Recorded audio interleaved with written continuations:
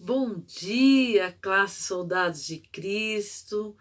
Obrigada por permitir a gente entrar no seu lar com mais uma lição da Escola Bíblica Dominical. Hoje nós vamos estudar a lição 6, que tem o título de E Deus ficou sem a sua casa?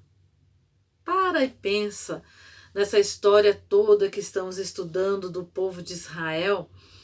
Será que Deus ficou sem a sua casa?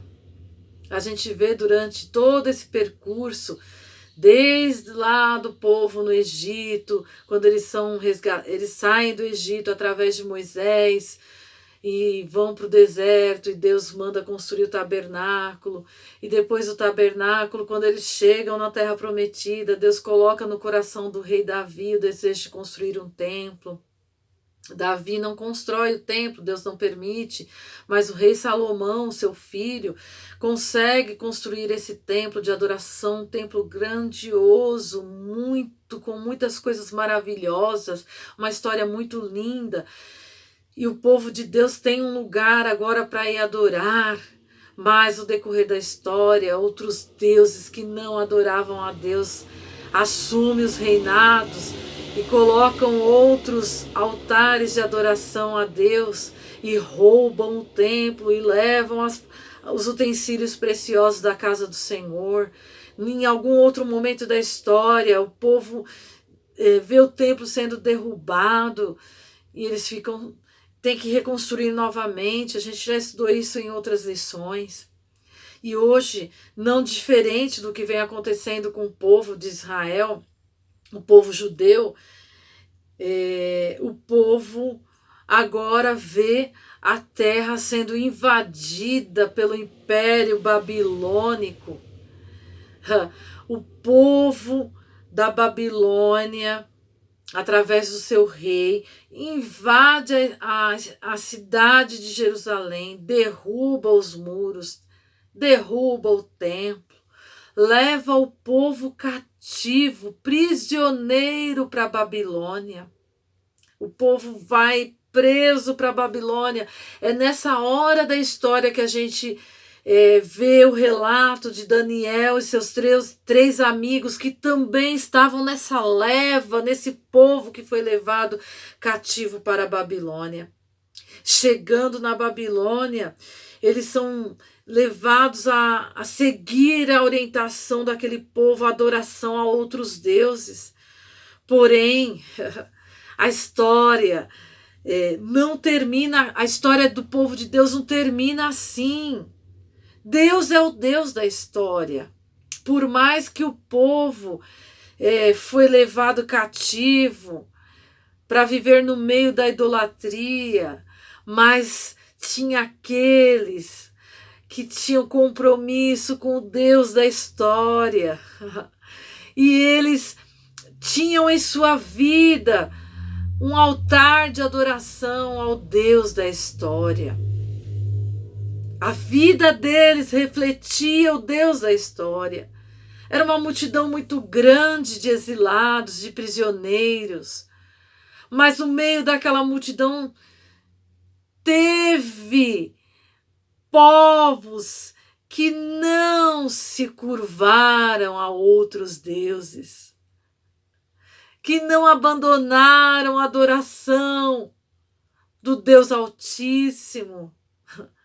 O Deus da história tem compromisso com quem tem compromisso com Ele. E então esse povo de Deus que está agora exilado, aprisionado lá na Babilônia, porque Deus permitiu para ensinar ao povo que o compromisso com Ele tem que ser verdadeiro, tem que ser compromisso de verdade, que você não pode ora seguir a Deus, ora seguir os costumes deste mundo, ora adorar a Deus, ora adorar outros deuses. Deus queria mostrar isso para o povo, e assim como foi profetizado lá em 2 Crônicas, capítulo 36, 21, se cumpre na história do povo de Deus, o exílio, o aprisionamento à Babilônia, dentro da Babilônia. E esse povo agora fica subjugado por 70 anos dentro da Babilônia. E a história conta, através da Bíblia Sagrada, que eles tinham saudades. Tem versos no livro de Salmos que eles sentem saudades de entoar o cântico ao Senhor, porque estavam aprisionados dentro da Babilônia e não tinham essa liberdade. E a história vai contar, através da Bíblia Sagrada, que o povo de Deus abandonou de vez a adoração a outros deuses, a idolatria, jogaram fora a idolatria nesse período de 70 anos. Eles esquecem, eles querem apenas, o desejo deles é voltar para a terra deles.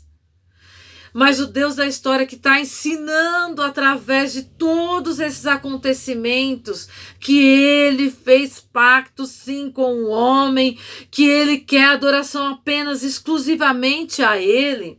Esse Deus da história levanta o reinado persa através do rei Ciro e edita um decreto e fala para o povo: olha, povo de Israel, povo, você pode voltar para a sua terra de origem para adorar ao seu Deus. E aí, através desse decreto do rei Ciro, que agora comanda as terras daquela época, o povo de Deus pode voltar para o seu país de origem. E o nosso para guardar no coração diz assim: então os líderes das famílias de Judá e de Benjamim, como também os sacerdotes e os levitas, todos aqueles cujo coração Deus despertou, dispuseram-se a ir para Jerusalém e a construir o templo do Senhor. Esdras, capítulo 1, versículo 5. Aqui em Esdras capítulo 1, versículo 5, diz que Deus despertou. Se Deus despertou, é porque lá no meio daquele povo aprisionado tinha pessoas que tinham compromisso com ele. Da mesma forma que nós estamos vivendo hoje, o templo físico ficou fechado, porém a igreja não acabou. Por quê? Porque os servos de Deus continuaram firmes com o propósito de adorar ao Senhor no seu coração. Fizeram da sua vida morada de Deus. Permitiram que Deus pudesse morar em suas vidas e fazer a diferença nesse contexto da nossa história. Lá no povo judeu também aconteceu a mesma coisa. O Deus da história era adorado por pessoas que também mantinham um relacionamento fiel com ele. Então, Deus jamais vai ficar sem a sua casa.